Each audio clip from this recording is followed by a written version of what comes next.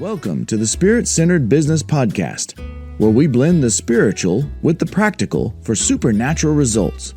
Now, here is your host, Bralynn Newby.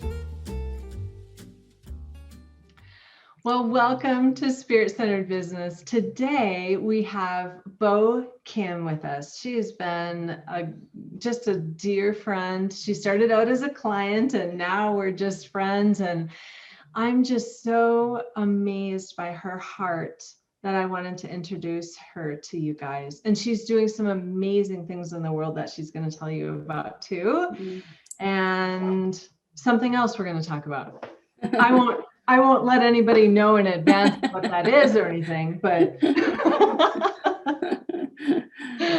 okay, yeah. Bo, thank you so much for agreeing to come on the show. Well, thank you for having me, Bralynn. We're going to have fun. Yeah, exactly. Uh-huh. So just why don't you just share a basic, little bio about you, maybe not the entire story, because you have some amazing testimonies, and we'll get into those, but just a little intro at the beginning here.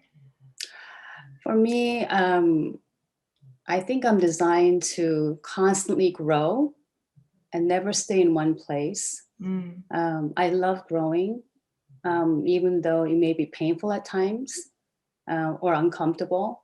I really like facing things head on. And in that, I learn a lot about Father, about myself, about other people, about how the world works, and glean lessons from it.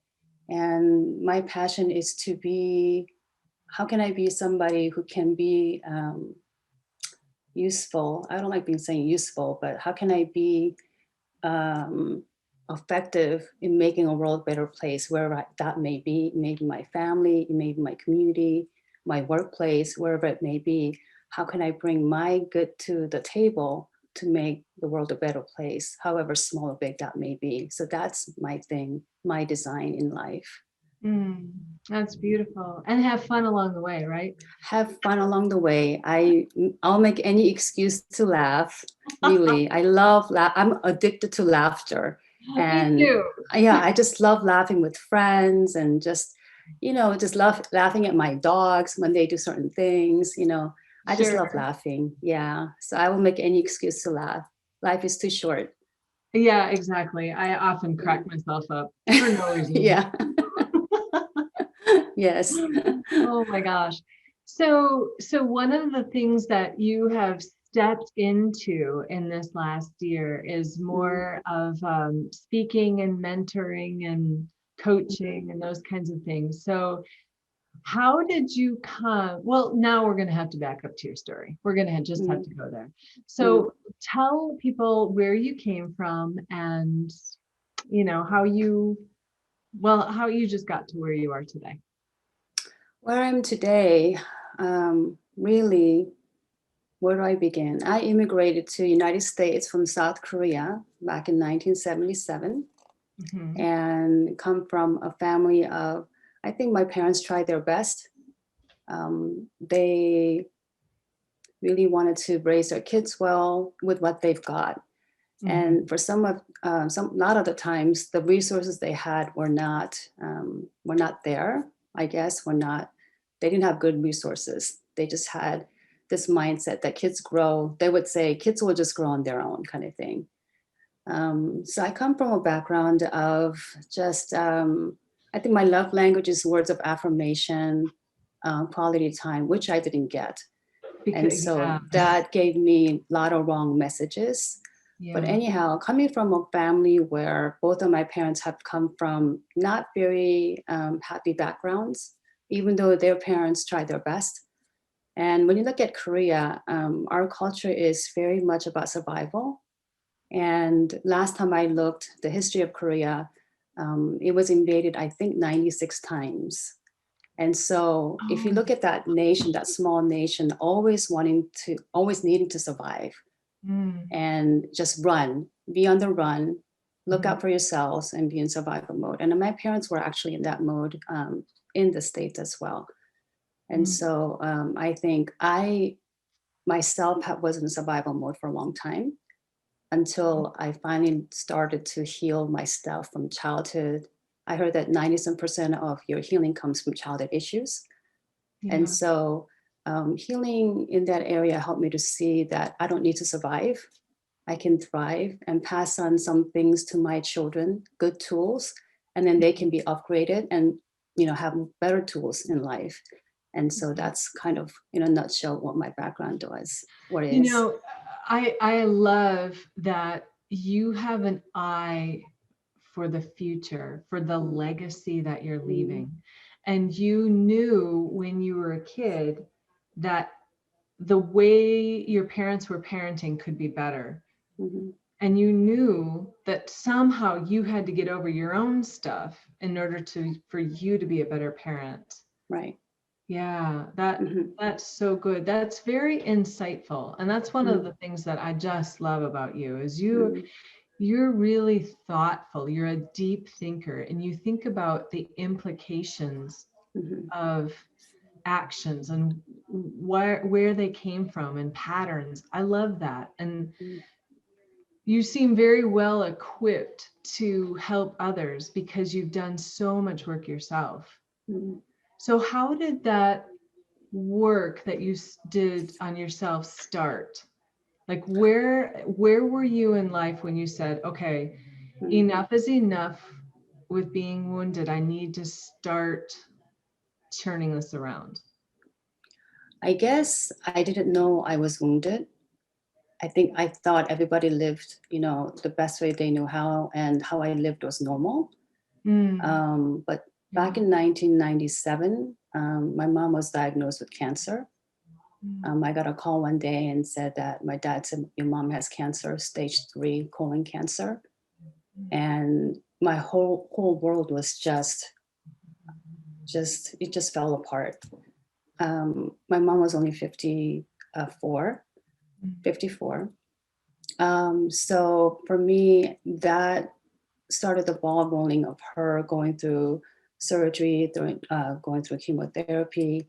And the doctor said by the time they were done, even with second surgery, she went into stage 4. And for me, my only way to see that this was going to be better was prayer. And I would just read through the Gospels and see what Jesus did and all of that. But eventually she did pass away. But 9 days before she passed, I had an encounter with God during my prayer time. And that really changed everything. And fast forward how many years, I realized after my mom died, I felt in my spirit that I was at a crossroad. I could either stay in depression and be in bed, or take the healer's hand and go on a journey of healing. Mm-hmm. And at that time, I had a 5-year-old daughter and a 2.5-year-old son. And I realized for them, I better get better. They need a mom to be present.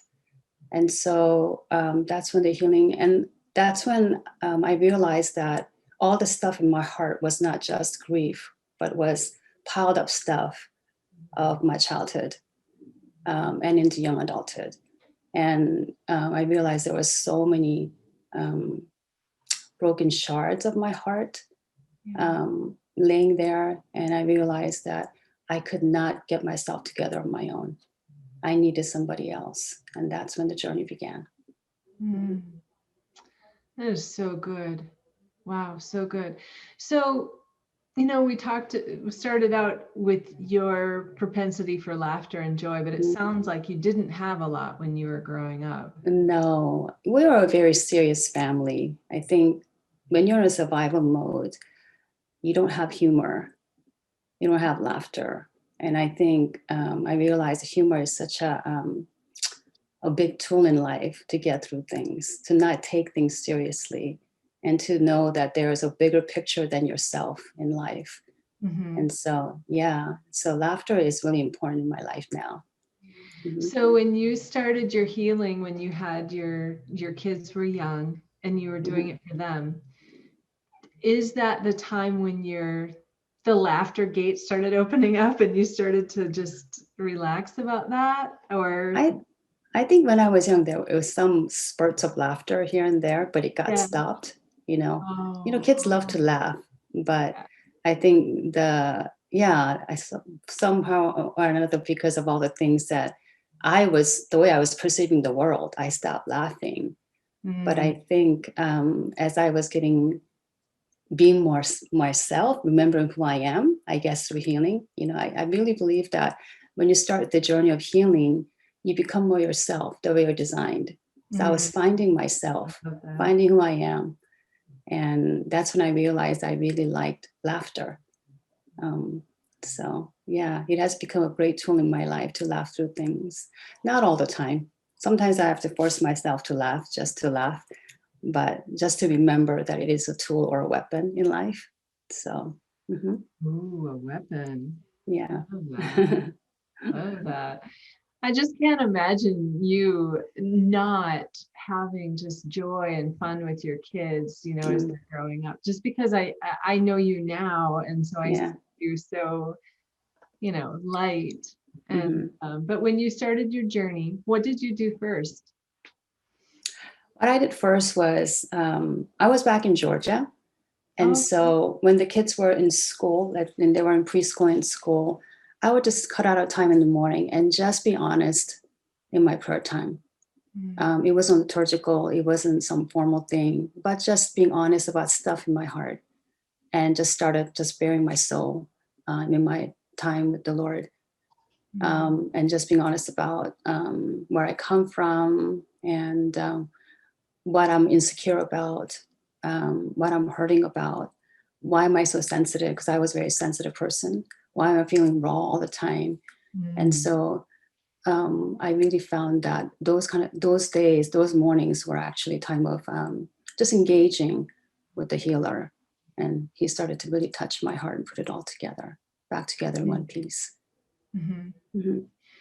I don't think you mentioned, when did you know that Jesus, or accept Jesus into your heart, and did did you grow up that way, or I I don't grew up remember. in my dad was actually a pastor of a Oh, very religious wow. denomination, but I would say I knew of him. I Mhm. knew he was real. There was not this sense that there is no God. I Yeah. knew he was real, but there was not a personal connection until my mom passed, ironically. Okay. Mhm. Okay. Oh yeah. Wow. So after that, then you were able to use your prayer time to be honest, and that started your Mhm. healing. Yes, Oh, yes. that's such a good gold nugget, you Mhm. guys. Be honest in your Mm. prayer time. That's Mm. really good. Yeah, I think just being honest everywhere, I think it just frees you up. Yeah. Just be honest about everything. I'm not saying be crass or harsh, but just being honest and speak up your mind. Yeah. Yeah. hmm Yeah. That's really good. So then you also said that you couldn't do this alone. So hmm where did you reach out for help for healing? So when I was in Georgia, I my very legalistic denomination did not approve of you going out of that denomination. Oh, But what I did was I joined a Beth Moore Bible study. That in itself was actually a miracle. And so every Tuesday morning, I joined that class for 6 years until I moved oh to my God. Seattle area. hmm That's And amazing. yeah, so just going to that study, and when I saw Beth Moore, I thought, and it was back then it was a video, not even a DVD. I remember thinking, who is this woman? Because it was so real. It just struck me as so real, which Yeah. is why I hardly missed Tuesday mornings for 6 years for every Bible study she had. I did a And lot of her studies too at that mhm, time. Yeah. she's such a hero of mine. She's such an honest, sincere, authentic person. And that started the ball rolling. And one day, while in my quiet time, didn't know anything about prophetic thing, nothing like that. But I felt the Lord say, "You're going to move to Seattle." And back then, my dad was living in Seattle area, and my hope was to come back to West Coast. I was in West Coast before my husband went into a residency in Emory Hospital as a physician. And Mm. so that's when we moved to Georgia. But because all my family members were in West Coast, had a desire to come back here to kind of heal together after mom's passing.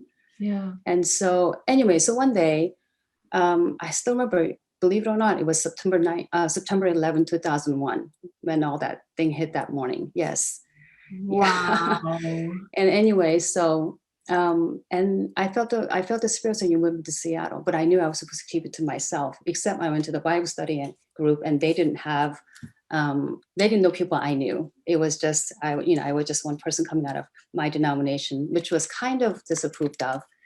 And back then anyway, and I shared it, and majority, of course, they didn't want me to move. They're like, maybe you're moving to another house or whatever. I just knew it was Seattle. But that was, and so then come April, and I didn't share with my husband, I knew I wasn't supposed to manipulate him in any way, that God will work it out.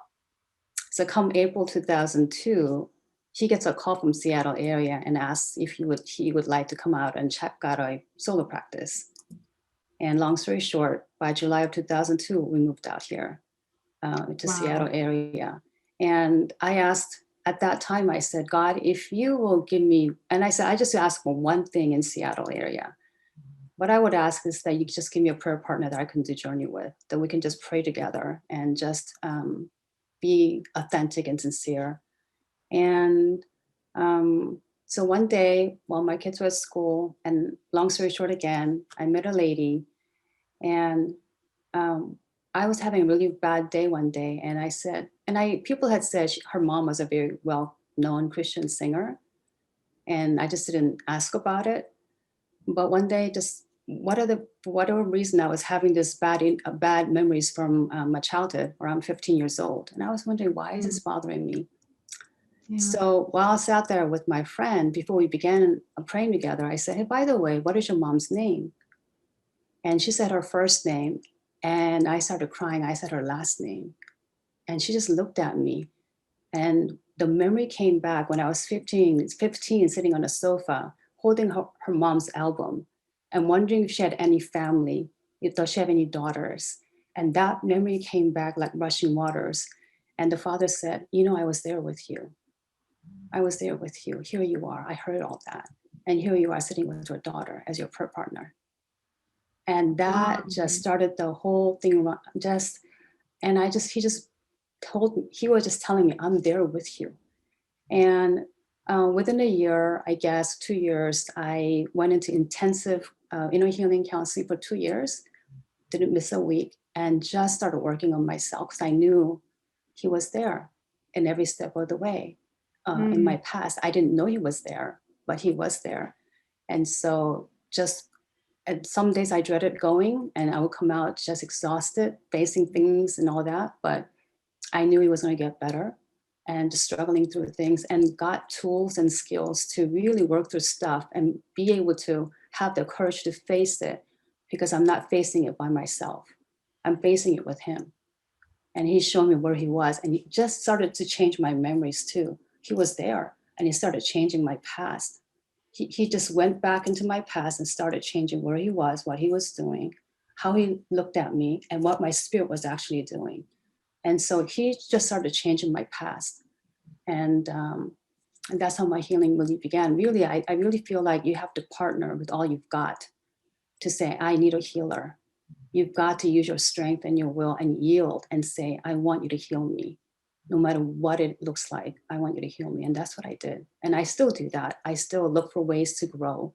I don't want to stop growing because there's so much to learn. And life is a school. I love this life. It's a gift. It's not easy, but I love learning in this life. And so that's where it all began. Wow, that's really good. Now, I remember a little bit about your story and that place of brokenness when you were a kid. And I wonder, this is what I was wondering when I was reading your story. How did you ever meet your husband? I don't know that story. Oh, that story. That's another story of its own. And from when I was young, I think, we talk about before we came into the world and all that stuff. Some people believe it, some people don't, that we have certain agreement we made with the Father before we come into the world. For whatever reason, when I was young, I really didn't care about how smart the guy was, how good looking he was.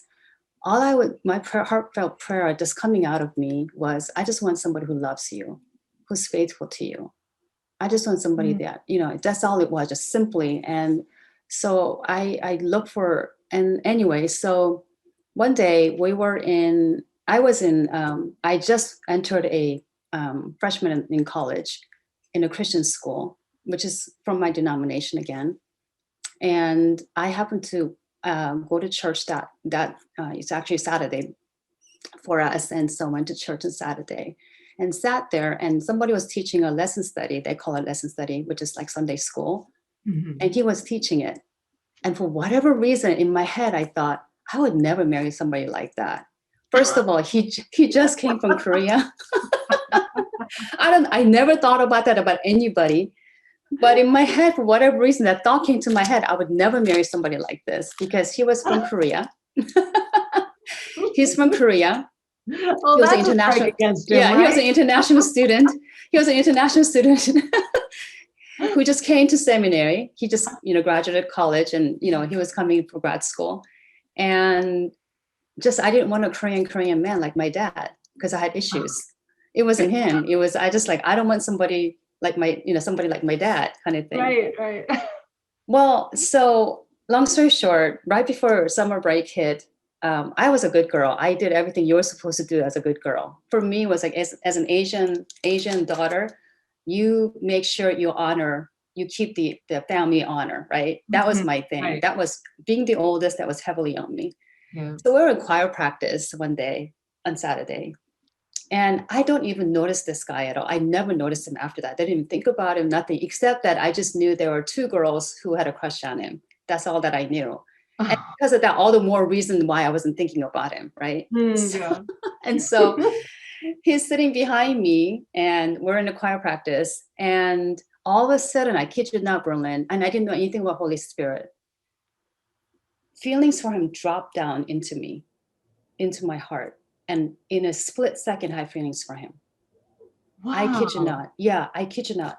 And I was so confused because he wasn't my type at all in my eyes, not at all. But feelings just dropped in split second. And I was like, what is that?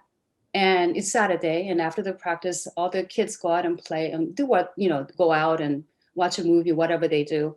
I was so confused. I told my friend, I need to just go to my room. I just need to be by myself. And I just sat in my dorm room thinking, what in the world just happened? And anyway, long story short, I told my best friend and that I had feelings for him. I didn't know he was dropped into me, but so she told his friend and he asked me out. And we had a first date. Apparently he thought I was cute kind of thing, And so well, you are.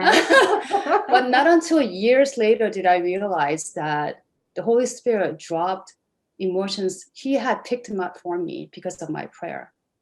He picked him up for me and gave me feelings for him. And realized later on that his grandfather and my grandfather were actually like pioneers for the denomination in Korea. They actually knew each other.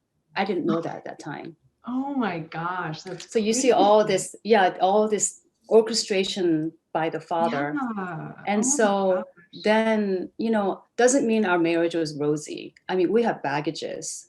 Honestly, we had so many baggages because of our stuff, his stuff, my stuff. But I think in the long run, as I was working through things with the Father, I realized that, I can do life. I'm supposed to do life with him, and my kids are supposed to be here through us. And so God has a way of just making things so beautiful. I'm always struck by his beauty, how he just beautifies everything. I'm just struck by that all the time, that you can give something broken and he said, hey, and it's like he makes something so beautiful out of it. And that's what he did in my life. That little cries. Yeah. Mm-hmm. I was just thinking, you know what, maybe that's why it's taking so long for me to meet the guy that God has for me, is because he's working on making him beautiful. Yeah, that's right. There you go. There's some, there's something about timing It is, you just look back and think, oh my goodness, really? Yeah. He just has a way of, I always say trees have different rate of producing fruit, the way they grow. Mm-hmm. You know, some trees take 2 years, 5 years, 10 years, but you know, acorn oak tree can take 50 years to bear an acorn. I didn't know that. Seriously? One day, father was talking to me because we think that in society, you got to be married at a certain age, go to school at a certain age, right? Have children at a certain age. And just certain pace that we all have, we think that everybody should be on. It's so not true. And that's something he's teaching me too, to just look at life and know that everyone has a unique pace. I have a different pace than other people. And that's okay. Some people are apple trees, some people are pear trees, some people are oak trees. Really, they have to do a Wow. lot of inner growth, a lot of that, put in a lot of energy to growth in order to bear fruit. But the fruit is amazing. I don't know about acorn being amazing, but we in Korea actually make jello out of acorn, believe it or not. And it's, What? yeah, it's a lot of protein. And I realized it really fed in the survival, when we were in survival as Korean culture, that really fed the Korean people. To this day, we have acorn. It's like not jelly, but what would I say, jam? It's like a jello, you know, and you just kind of soy sauce kind of on top of it and stuff. And it's actually, it's one of my favorite food, actually. That's so funny because in my head, acorns are poisonous. I It's don't know not. where I got that No. from, but Maybe apparently there's some not. sorts that are, but no, they're not. You know, even my mother-in-law would make acorn jello in my home. Yeah. She would just gather Wow. all the I'm gonna acorns. have to look Yeah. this now. I'm gonna have to Look it Google up. it. Right? Yeah. Yeah. And actually a Yeah. lot of protein. So, you know, Wow. we're in competition with the squirrels. Actually, around my place, it's deer. The Yeah. deer Oh, really? eat the acorn and Really? everything. That's a Yeah. lot of protein. Yeah. Yeah. So Well, anyway. that's Uh-huh. good. Okay, you heard it here, folks. Acorn jello. Yeah. Yes. Uh-huh. Oh my gosh, that I had never heard of that before. Yeah. Crazy. It makes Yes. sense. I guess it makes sense. I mean, if you can do things with pine nuts. I mean, yeah, I mean, like my mother-in-law, when we go like hiking or something, you know, not, she can't hike anymore, but she would see all the plants we could eat because she comes from an era when they had to survive on those things, when they were invaded by Japan or they're occupied by China or, you know, other places. So Wow. they really had to look for, you know, foliage kind of that's edible. Huh. So Yeah, I had a grandpa who would actually know which mushrooms to get. Now that scares me because there's so many that are just totally yes, deadly. yes. So I wouldn't trust myself to do that. Yeah. Oh dear. Uh-huh. Yeah. But I would definitely be blessing that food. Did Bralynn go out and forage for this? Oh, well, it needs to be blessed. Yeah. Oh my goodness. Wow, that's great. Well, oh my gosh, this first section segment went by so fast. We're gonna just wrap up this first one and then we'll start with the second one. Okay. And so you guys, make sure that you tune in next week to hear what Bo Kim is up to now because she's impacting lives all over the world. It's amazing. Plus her new book. So we will talk about that in the next segment. And for you guys, it's next week. And for Bo and me, it's in 5 minutes. Yes. Don't you love how technology works like that? We can time travel. Did you realize? Yeah, we are we are time traveling. Exactly. All right. Okay, so let me just wrap this up here. Is there anything else? Any other announcements? Well, you guys, you all know that I have the Spirit Centered Business Tribe over on Facebook. You can go ahead and join that group. And I post things in addition to the show. I post other little trainings and teachings and, you know, stuff in there that's just exclusive for the members. And then also, if you ever need to get a hold of me or want coaching or anything about the activations or to join one of the activation groups, you can always go to spiritcenteredbusiness.com which is also where you can find all of the show notes for the podcast. Just click the podcast button or just click the coaching button or wherever you want to go. That's over on spiritcenteredbusiness.com. So Bo, how can people get a hold of you just in case they just love your story and want to connect? Yeah, for now, Bo Kim, it's BOKIM0309@yahoo.com. Okay, your email address. Okay, we'll definitely put it in the show notes. Or the one that you made for me, the website, bokimspeaks.com is another way to get hold of me. Okay, excellent. Yeah. bokimspeaks.com. All right, I will put it in the show notes. And Bo, we will see you in just a minute. And everyone else, we will see you next week. And until then, stay spirit-centered. Peace out. Bye-bye. Thank you for listening to Spirit Centered Business with Bralynn Newby. Be sure to like, subscribe, and share with your friends. The next stage of doing business by being spirit-centered is coming together in collaboration, working with spiritual principles and knowing our destiny. Join our tribe at spiritcenteredbusiness.com, and we'll catch you on the next broadcast. Peace out.